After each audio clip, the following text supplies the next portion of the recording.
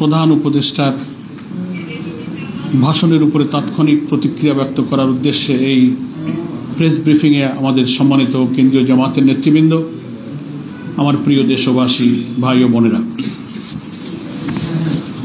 সবাই আমরা জেনেছি এবং অনেকেই আমরা শুনেছি দুপুর 2:30টার পর আমাদের প্রধান উপদেষ্টা জাতির উদ্দেশ্যে যে ভাষণ দিয়েছেন, সে ভাষণে অনেক মৌলিক কথা তিনি জাতির সামনে তুলে ধরেছেন। বিদ্যমান রাজনৈতিক যে সংকট, বিদ্যমান রাষ্ট্র কাঠামোকে পরিবর্তন করে নতুন একটি রাষ্ট্র কাঠামোর উদ্দেশ্যে যে সংস্কার প্রস্তাব, যেটাকে জুলাই চার্টার বলা হয়, এবং সেই জুলাই সনদের আইনি ভিত্তি দেবার প্রয়োজনে জাতীয় সংসদ নির্বাচনের পূর্বে গণভোট আয়োজনের যে গণদাবি, তারপরে একটি অবাধ এবং সুষ্ঠু নিরপেক্ষ নির্বাচনের যে দাবি জনগণ এতদিন অব্যাহত রেখেছে, আন্দোলন করছেন, সভা সমাবেশে জাতীয় নেতৃবৃন্দ সেগুলো সরকার, ঐকমত্য কমিশন এবং দেশবাসীর উদ্দেশ্যে একের পর এক সেগুলো কিন্তু আমরা প্রচার এবং প্রকাশ আমরা অব্যাহত রেখেছিলাম। আমরা অধীর আগ্রহে অপেক্ষা করছিলাম যে প্রধান উপদেষ্টার বক্তব্যে এই সংকটের নিরসন হবে। জাতি সে আশায় অপেক্ষা করছিলেন, প্রতীক্ষা করছিলেন। কিন্তু আমরা ভাষণে যে বিষয়গুলো পেলাম, তিনি জনগণের অভিপ্রায় অনুযায়ী দীর্ঘ প্রায় 9 মাস জাতীয় ঐকমত্য কমিশনের এবং রাজনৈতিক দল এবং স্টেক হোল্ডারদের প্রচেষ্টায় যে সংস্কারগুলো নিয়ে আলোচনা চলছিল, তার ভিত্তিতে জুলাই জাতীয় সনদ সংবিধান সংস্কার বাস্তবায়ন যে আদেশ, এই বক্তব্যে সেটা জারি করার ঘোষণা দিয়েছেন যে সে আদেশ জারি করা হয়েছে এবং ইতিমধ্যেই সেটা গেজেট প্রকাশিত হয়েছে। নম্বর 1। নম্বর 2, তিনি গণভোট প্রসঙ্গে জনগণের যে অভিপ্রায় এবং গণদাবিকে উপেক্ষা করে একই দিনে জাতীয় নির্বাচন এবং গণভোটের ঘোষণা দিয়েছেন। আমরা এখানে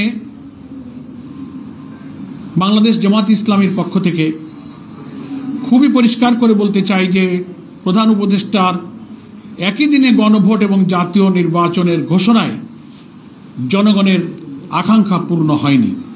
জনগণের যে অভিপ্রায় ছিল জুলাই সনদের আইনি ভিত্তি এবং জাতীয় নির্বাচনের আগে কি কি বিষয়ে সংস্কার হলো,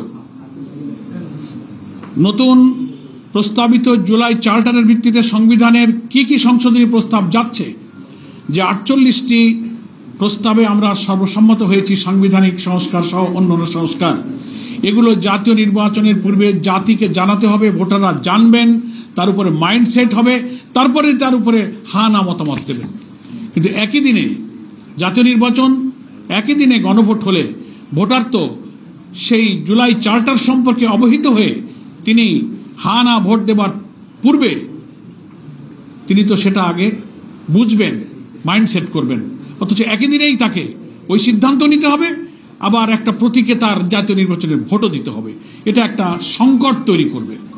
আমরা বারবার অনুরোধ করেছি, যুক্তি দিয়েছি, এটাও আমরা বলেছি যে বাংলাদেশের জাতীয় নির্বাচনের ইতিহাসে কেয়ারটেকার হোক আর যত নিরপেক্ষ নির্বাচনের কথাই আমরা বলি, প্রত্যেকটি নির্বাচনে কম বেশি কিছু কিছু ভোট কেন্দ্রে সহিংসতা হয়ে থাকে, বিশৃঙ্খলা হয়ে থাকে, 2-5টা কেন্দ্র বন্ধ হয়ে গেল, গোলাগুলি হলো, স্থগিত হয়ে গেল। তো একই দিনে ভোট হলে এমন ঘটনা তো যে কোনো কেন্দ্রে ঘটতে পারে, 5টা কেন্দ্র বন্ধ হয়ে গেল, তাহলে জাতীয় নির্বাচন প্রতীকের ভোট বন্ধ হলো, সেই দিন গণভোটের দশাটা কি হবে? এর কোনো জবাব নাই। জুলাই সনদে এই যে 12.5 কোটি প্রায় ভোটার কি কি বিষয় হা বলবে না বলবে, বিফোর ন্যাশনাল ইলেকশন জাতিকে সেটা জানতে হবে, স্টাডি করতে হবে। ইলেকশন কমিশন সেটা পাবলিক করবেন, ওয়েবসাইটে দেবেন, তারপর না এত ক্রিটিক্যাল বিষয়ে তিনি সিদ্ধান্ত নেবেন। অথচ সেই সুযোগ না দিয়ে 2টা ভোট একজন ভোটারকে একই দিনে দিতে গিয়ে একটা সংকটে ফেলে দেওয়া হলো। আমরা যে সংকট নিরসনের জন্য বাংলাদেশ জামাত ইসলামী সহ 8টি ইসলামী এবং দেশপ্রেমিক সমমনা দল দাবি করে আসছি যে এই ভোটটা জাতীয় নির্বাচনের আগে করতে হবে। তাহলে এটার আইনি ভিত্তিটা দৃঢ় হবে, এটা নিয়ে পরবর্তীতে আদালত এবং আইনি ভিত্তি নিয়ে কোনো প্রশ্ন উঠবে না। সেই সংকট কিন্তু রয়েই গেল, এই সংকটটা নিরসন হলো না। এটা হচ্ছে আমাদের জামাতে ইসলামের আপাতত প্রতিক্রিয়া। আমাদের একই আন্দোলনের সাথী সহযোদ্ধা আরও 8টি রাজনৈতিক দল ইতিমধ্যেই প্রত্যেক দল তার নিজ নিজ দলীয় ফোরামে তাদের এই ভাষণের উপরে প্রতিক্রিয়া পর্যালোচনা নিজেরা করছেন এবং পরে আমরা 8 দল সম্মিলিতভাবে আমাদের করণীয় ইনশাল্লাহ স্থির করব।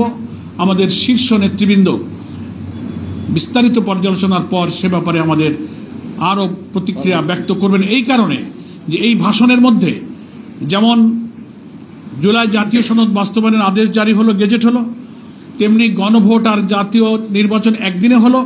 আবার গণভোটে যে ব্যালটে কি কি যাবে সেই বিষয়গুলো যাওয়ার কিছু বিষয় আজকে ভাষণে প্রধান উপদেষ্টা উল্লেখ করেছেন, সেটারও বিশ্লেষণ প্রয়োজন। এই জন্য আমরা জামাতে ইসলামী আজ সন্ধ্যায় পরে আমাদের সর্বোচ্চ অ্যাপেক্স বডি নির্বাহী পরিষদ সন্ধ্যা 6টায় আমরা আমাদের এই ভাষণের উপরে মূল বিষয়ের গভীরে আমরা পর্যালোচনায় বসতেছি। সেখানে আমাদের লিগ্যাল এক্সপার্টরা থাকবেন।